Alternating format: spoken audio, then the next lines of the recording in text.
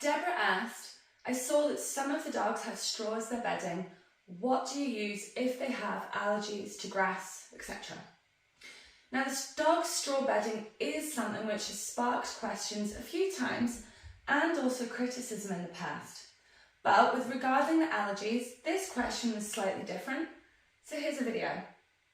Now, I've addressed why I use straw bedding in posts before, but not in a video, I don't think. So let's quickly run through the pros and cons of straw bedding versus blankets for outdoor living dogs. Now, let's start with the cons because they're very simple. The first is cost. Straw bedding is expensive as it has to be replenished and replaced regularly, and the cost of straw has risen over the past couple of years. It's not reusable like blankets are, so the cost is a big old con. Time is another con. It takes far longer to empty out a kennel full of straw, clean it and replenish it, than it does whipping out a few blankets, cleaning it down and replacing with fresh. So using straw bedding is both less cost effective and less time efficient. So why on earth do I use it? Well, Deborah was correct in her observations, and in fact all of the outdoor living dogs have straw beds. And there are a few pros to straw versus blankets. Most of the pros falls into the category of health, safety and welfare. So here we go. First up, straw is actually far warmer. Blankets trap cold, damp air between them and actually decrease the dog's body temperature.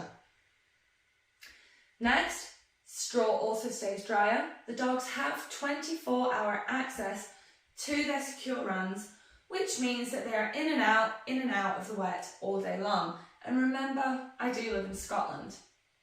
Blankets suck in and hold on to that moisture, whilst the straw, on the other hand, repels it and dries off quickly, especially under the heat lamps, and it doesn't soak that wet in the first place.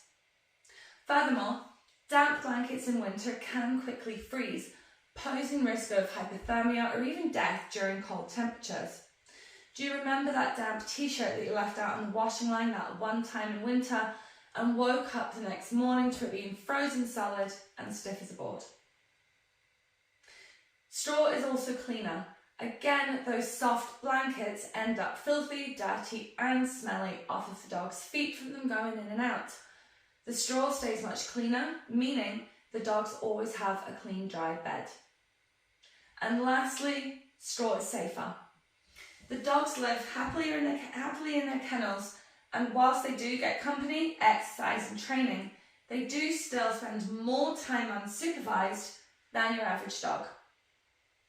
Some of the dogs enjoy shredding blankets, which can lead to ingestion, accidental or otherwise, which risks medical complications such as blockages. Of course, straw too can become impacted in the gut if enough is swallowed, but it's far less likely. The more likely outcome of them eating the straw is me having to chase them around with a poo bag, trying to pull it out of their bum. And don't screw your face up at me, we've all been there with that extra long bit of grass. So, those are the main pros and cons for straw bedding for outdoor living dogs. Now, going back to Deborah's original question, what if the dogs have allergies to grass, etc.? And this is a very, very valid question. The simple answer is none of them do. With grass allergies, it wouldn't necessarily mean that they were allergic to the straw bedding as well, because there are many, many types of grass. And when it comes to straw, there are several types. If the dog was allergic to their bedding, then it would be changed to something which they weren't allergic to. And if this happened, then I'd have to go into a bit of researching as to what was the best alternative for them. We can use Daniel as a little bit of an example here.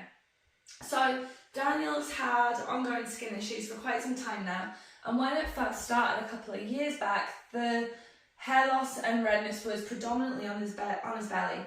And with his flare-ups, this is also the area which is most affected. So when this first arose, the first obvious cause was his bedding. So he was switched to blankets for a few weeks to see if that made any difference, which it didn't. So then different types of straw was tried. There was barley, wheat, and one other one that I can't remember. and again there was no difference. So that was the first thing eliminated as a contributor to the reaction which was being observed. After that, a process of eliminating things from his kennel one by one was done. So for example, cleaning products and so forth. Once everything from his kennel was ruled out, which took many months, I started with foods, which eventually showed that whitefish was part of the issue, but not the whole issue.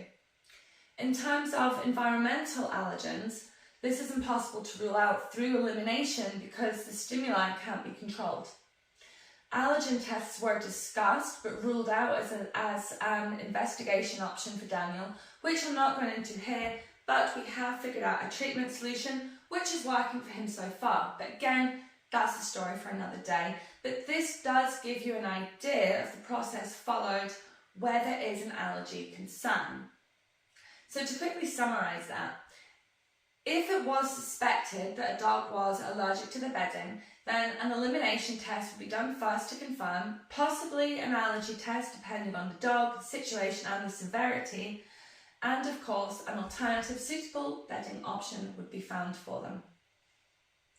So I hope this answers your question, and if anyone would like to know more about anything, then please feel free to ask.